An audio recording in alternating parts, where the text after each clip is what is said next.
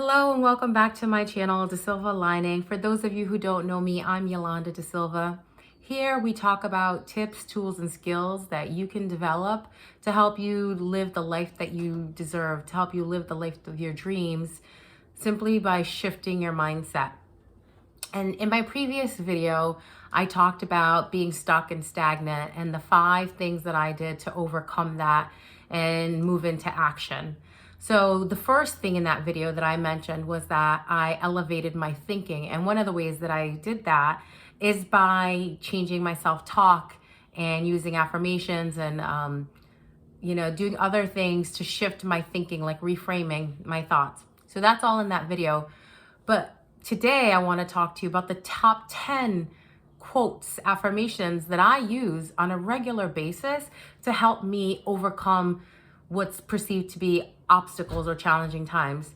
When I thought about starting this channel, it was to help folks, that had a similar background like me. I grew up with parents who moved from one country to another, finally stopping here in the United States, that we, had to struggle and we had to start from the bottom again. And the mindset that my parents had was like, you could have whatever you want, you just have to work really hard. But then there were also other core beliefs that were being embedded in me, not just by my parents, but by other caregivers, teachers, coaches, people who surround me and the world around me, television, media, all these outside influences that, led to me creating certain belief systems that aren't necessarily based in fact. And once I was old enough to recognize, some of these belief systems, one, are not true, and two, I have the power to change them, but first I have to identify them. And so when I started to acknowledge or notice that I had these mindsets that were holding me back, limiting beliefs, or what I call a poverty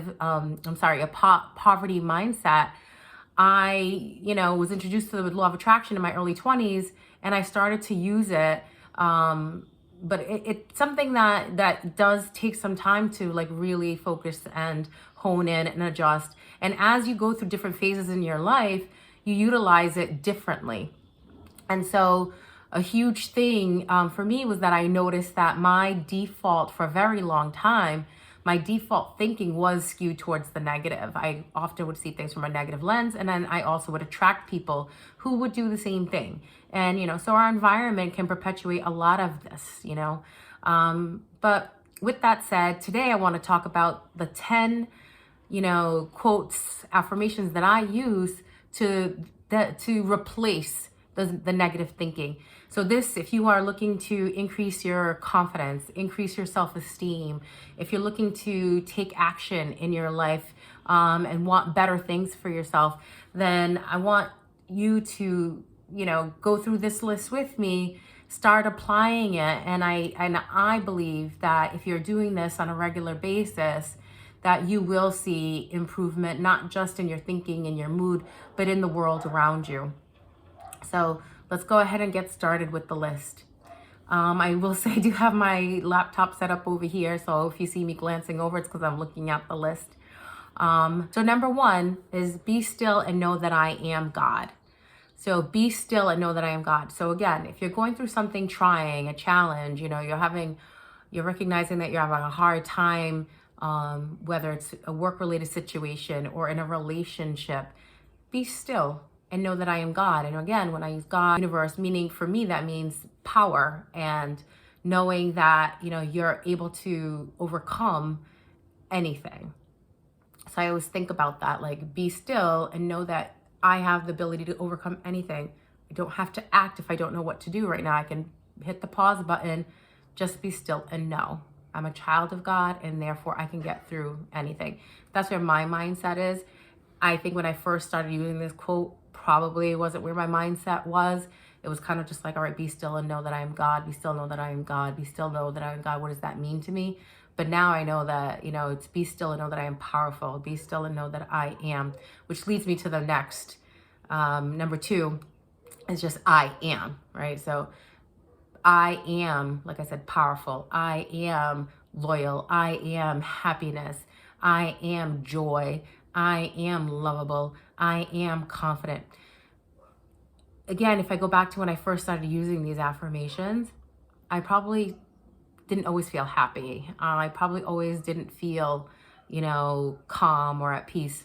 I might have felt angry. I might have felt tired. I might have felt jealous or sad. So what I would do was take the word that I was feeling. So for example, if I was feeling sad, I'm sad. What's the opposite of sadness? Happiness. So even if I wasn't feeling, happiness in the moment, I would start to say that. So, or if I was feeling anxious, right? Rather than saying I'm anxious, I would say, well, what's the opposite of anxiety? Calm, peaceful. So that's what I want to feel. So that's what I would start to say. So I am peaceful. I am at peace. I am calm. And I would just start saying that to myself. Okay. So I am, and then you fill in the blank. The third quote that helped me is, God doesn't do anything to me, he does it for me. And again, when going through really challenging times, I now have this belief that if I'm going through something, it's because it's being done for me, not to me. A lot of times, I think as, young kids or, like I said, I always talk about being raised in a house, not super religious household, but we would go to church every Sunday. My mom didn't, but my dad would make us go to church every Sunday. And I grew up going to Sunday school and all this stuff. And it was, the belief was in having a punishing God. And if you did something wrong or bad happened to you, then maybe it was God punishing you for something. And so often then the thinking, right, the thinking that would evolve was, or the belief system is that, I must be bad, or I must have done something bad if something bad is happening to me. So then, it'd always be like, God, why are you doing this to me? What did I do? I'm a kid. What did I do that bad things are happening to me? Why are you doing this to me? But now as an adult, and after experiencing a lot of challenges or perceived challenges or a lot of obstacles in my life, I recognize, hindsight is 2020.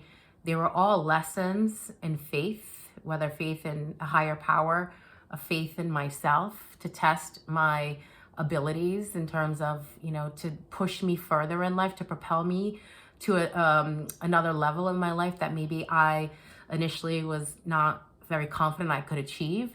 So I've recognized that, that God doesn't do things to me, he does them for me to propel me to a place greater. Another quote that's very similar is that life is rigged in your favor, right? So if you believe that, if you have the mindset of all the things that happen to you are happening for you, because the universe and life is rigged in your favor.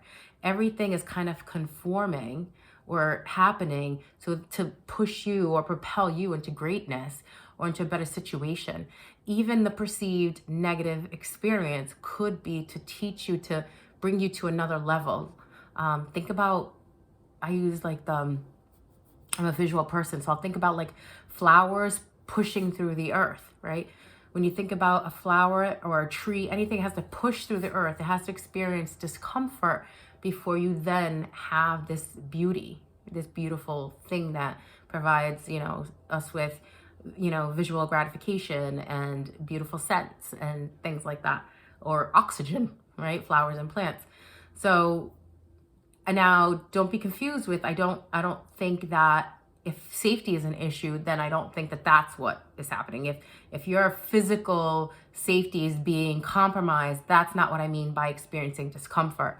I'm saying sometimes we experience emotional discomfort, not emotional abuse. I want to make it very clear, but some sort of emotional dysregulation, some sort of discomfort to get us, to a place of better. So for example, say you're having a hard time at work and you're not getting along with coworkers, or and maybe there's some chattiness happening around you or about you, and you're questioning folks, or you're questioning your relationships with your colleagues, whatever it is, and you're like start to feel discomfort.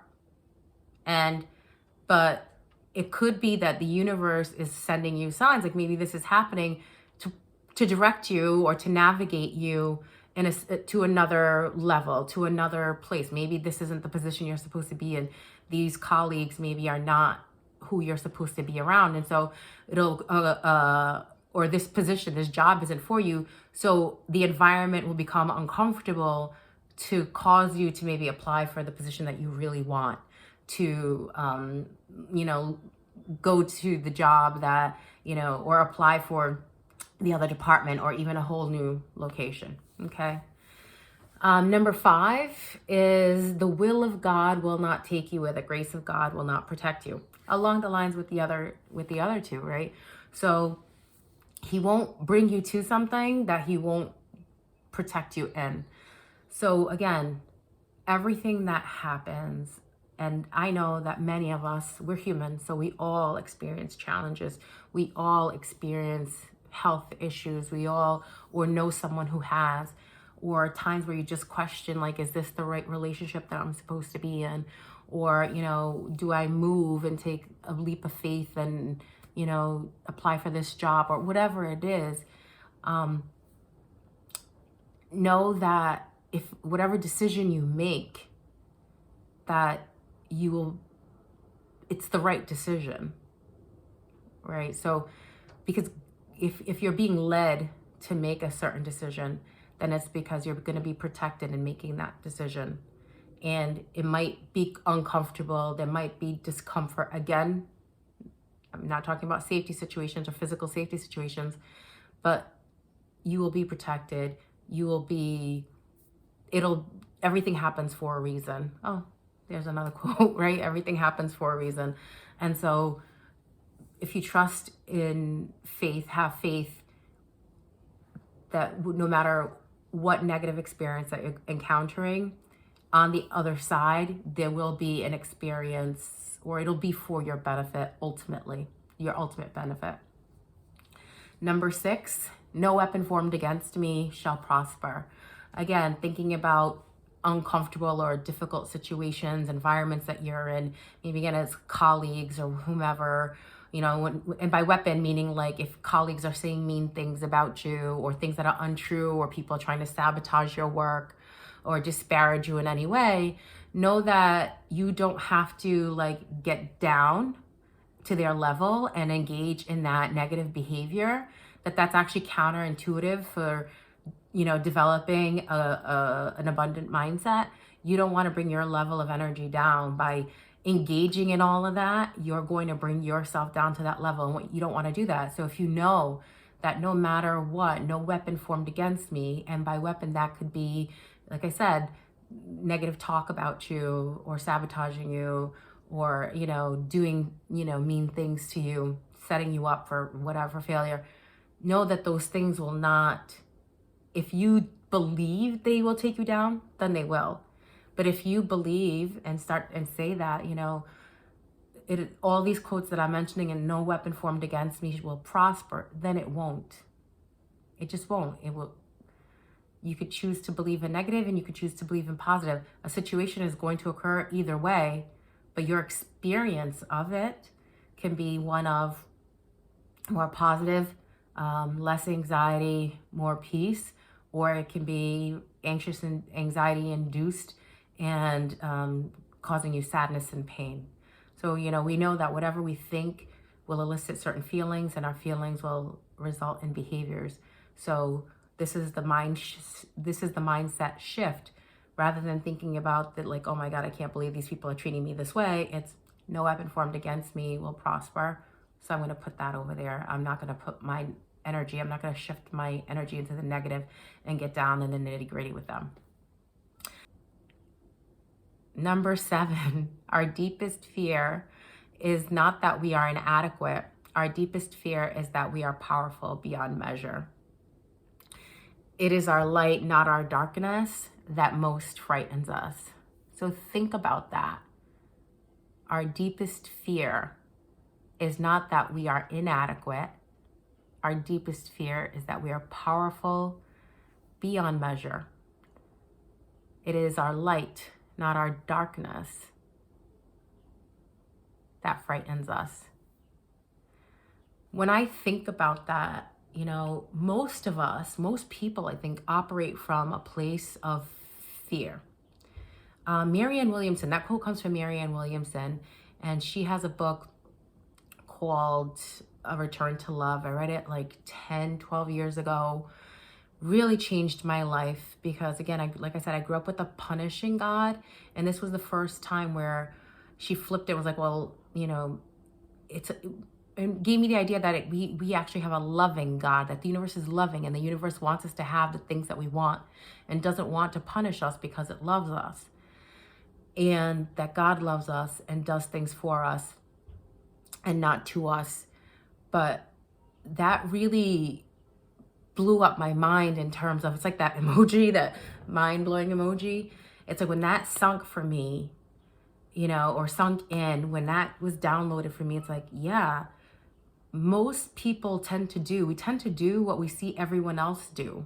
We do what our parents do. We get up, we go to work, we come home, maybe go to the gym, or maybe hang out with a friend, and then we watch TV, and then we go to bed, and the next day is, repeat. We're on repeat. Most people tend to do that. And when we see folks who do something differently, maybe someone who says, you know what, I'm not going to do that anymore. I'm going to take a risk and I'm going to do this. I'm going to open up my business, or I'm going to move across country. I don't know anyone there, but I'm just going to do this.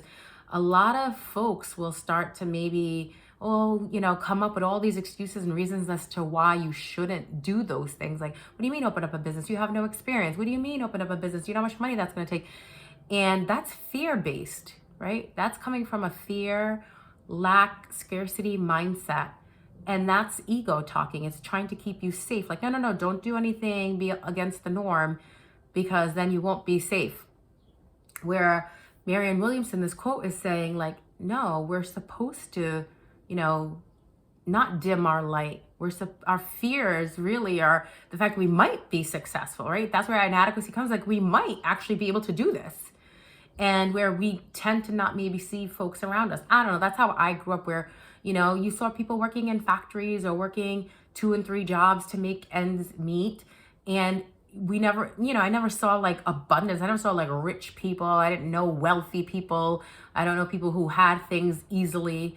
And so to shift that, was a bit of a challenge.